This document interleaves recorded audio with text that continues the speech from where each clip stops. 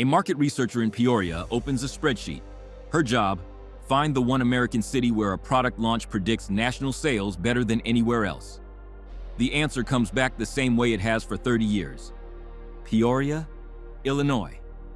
Did you know Illinois matches the U.S. national average across 30 demographic variables so precisely that corporations have used it as a live focus group for the entire country for decades? Did you know 4 of its last 7 governors were convicted and sent to federal prison? Not charged, convicted. Did you know half of all Illinoisans told Gallup they'd leave if they could? The highest proportion ever recorded for any state in America? Illinois isn't a broken state that used to be normal. It is the most normal state on earth. And it's showing America exactly what happens when ordinary governance meets structural failure and nobody changes course.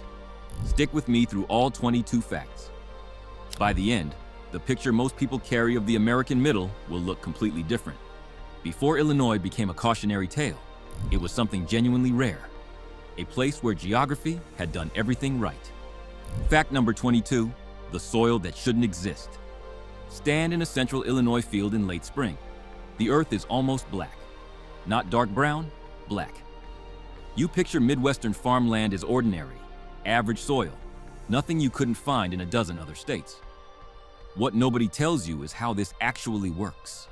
The last glacier retreated 12,000 years ago and left behind glacial sediment, in some areas 50 feet deep, combined with 10,000 years of prairie decomposition. It created some of the highest organic content topsoil on Earth. But here's the reality check.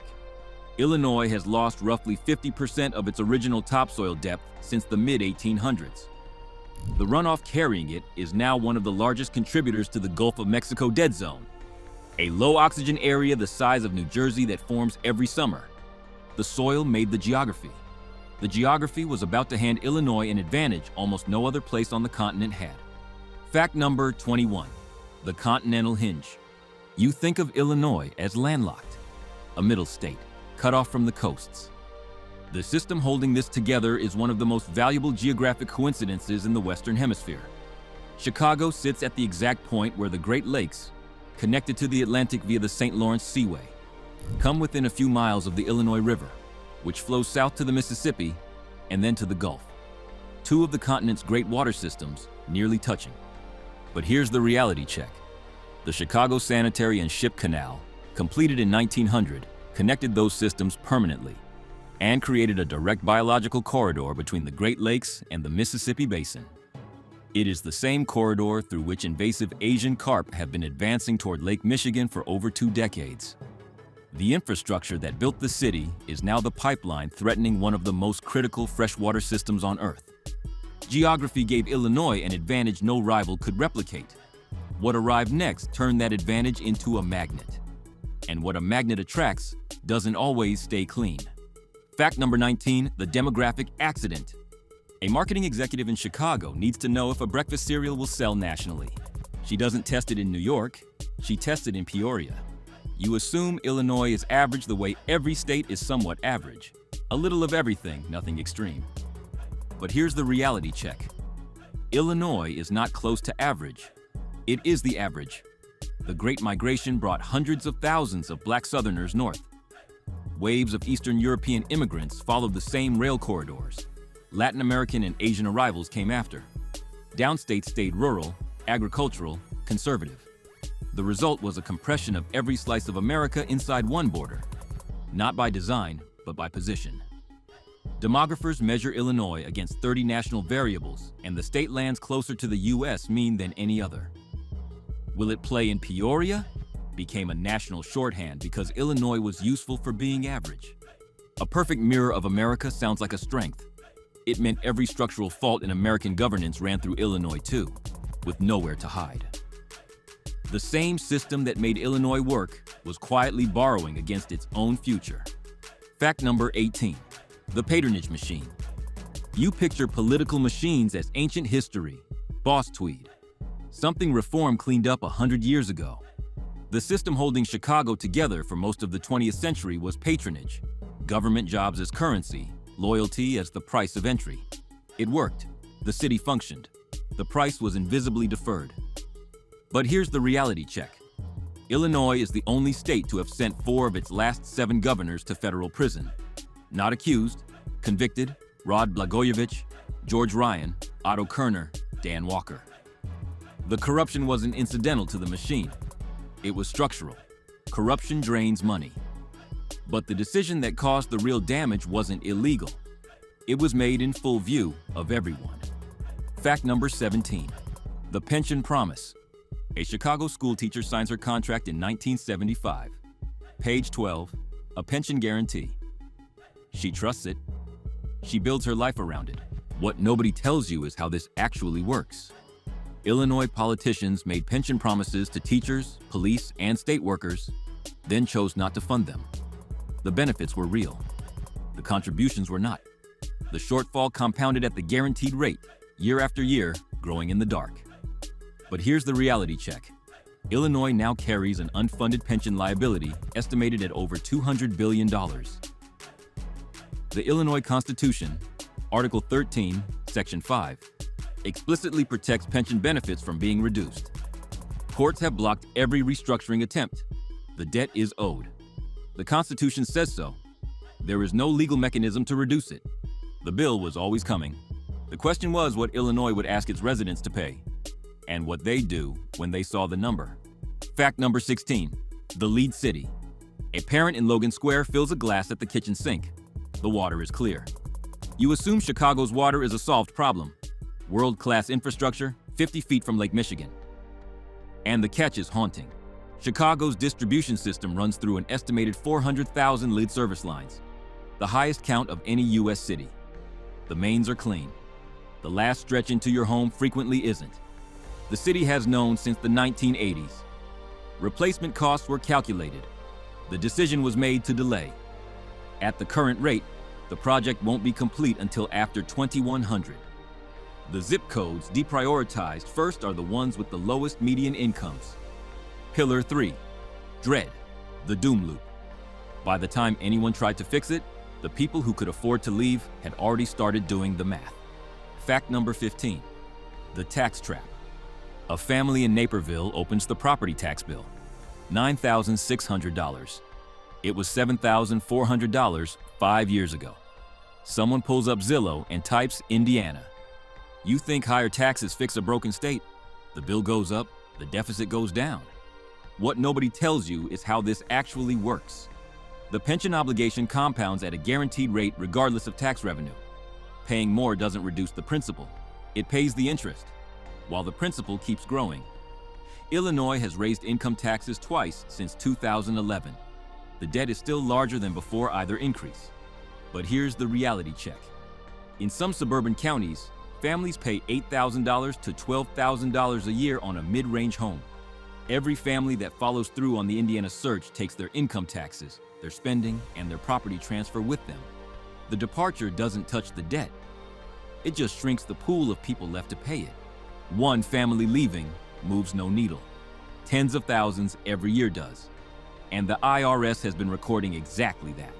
Fact number 14. The hemorrhage. You picture population decline happening to Rust Belt cities. Detroit, Gary.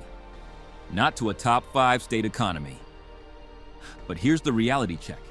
From 2013 onward, Illinois entered sustained population loss to domestic outmigration. In 2023 alone, a net 56,000 residents left for other states, third worst nationally. The departures skew toward higher earners in their prime working years. They move to Indiana, Tennessee, Texas, Florida. Each departure shrinks the tax base, deepens the deficit, requires higher taxes, triggers more departures. Illinois had no tech boom to absorb the hit. No oil field, no financial capital, just a self-reinforcing spiral with no natural floor. Fact number 13, the trust collapse, plus the worst number. You think civic trust erodes slowly. You assume it bottoms out at some floor and holds. The system holding civic trust together is reciprocity. When 4 governors go to prison, when the debt grows despite tax increases, when the lead pipes still aren't replaced 40 years later, the reciprocity collapses. And trust, once it goes structural, doesn't recover with a single election. But here's the reality check. Only 25% of Illinoisans trust their state government, against a 50-state average of 57%. Only 19% call it one of the best states to live in, against a national average of 46%. And in a Gallup survey of all 50 states, fully half of all Illinoisans said they would leave if they could. No other state hit that mark. Illinois stood alone. The most statistically average state in the country had become the most extreme psychological outlier in the nation. It wasn't just losing residents, it was losing believers. The people who stayed didn't stay because they loved it. Many stayed because they couldn't afford to go. And the people arriving to replace them were coming from somewhere else entirely. Illinois is still statistically normal. The social contract underneath it is being rewritten in real time. Fact number 10. 2 states, 1 border. A farmer in Macoupin County and a teacher on Chicago's South Side file taxes on the same form, pay into the same pension system, vote in the same governor's race. They have almost nothing else in common. But here's the reality check. Chicago's metro holds roughly 75% of Illinois residents and dominates state politics by weight of numbers. Downstate, conservative, rural, agricultural, has almost no power to counter it. Both halves are trapped in the same fiscal disaster, and neither trusts the other to fix it. The fracture has grown so deep that downstate county boards have passed formal resolutions supporting a proposal to split Illinois into 2 separate states. The movement has no realistic legal path, but the fact that it is organized, not theoretical, tells you exactly how far trust has fallen. The question is no longer whether Illinois can fix the problem. It's whether Illinois, as a coherent political entity, still agrees on what the problem is. Fact number 1. The fact that changes everything. Here is the fact that changes everything. Illinois is the canary in the coal mine for American governance. Not because it failed in some exotic way, because it failed in the most ordinary way possible. Every structural problem running through Illinois is running through other states too. Underfunded pensions exist in at least 24 states. The tax and flee dynamic is active in California, New York, and New Jersey right now. The urban-rural Cold War is everywhere. Illinois just hit the wall first, because it had no cushion. Texas papers over fiscal problems with oil. California offsets outmigration with venture capital. Florida runs on sunshine and zero income tax. Illinois had glacial soil, a continental crossroads, and a political system that borrowed against both until the bill came due. Go back through what you just heard. The soil feeding the country is eroding into the Gulf. The waterway that built Chicago is now the corridor threatening its water supply. The rail convergence invited the machine that made the debt. The demographic mirror that made Illinois useful meant it absorbed every structural fault in American governance with nowhere to hide. The pension promise made to a teacher in 1975 is the mechanism now compounding at $200 billion. The lead pipes in Logan Square are the same calculation made in Flint. Replace them later, serve the people who can't leave first. The people who pay the most are the people who can't afford to go anywhere else. That researcher in Peoria still uses Illinois as a proxy for America. The data still checks out on paper, but the will to hold it together, the belief that the deal is worth keeping, that number is moving in one direction. Illinois is America's mirror. The reflection is cracked, and if you look closely enough at the crack, you can see exactly where it started. Illinois didn't stop being the most normal state. It became a different kind of normal. The kind that shows what happens when the middle doesn't hold.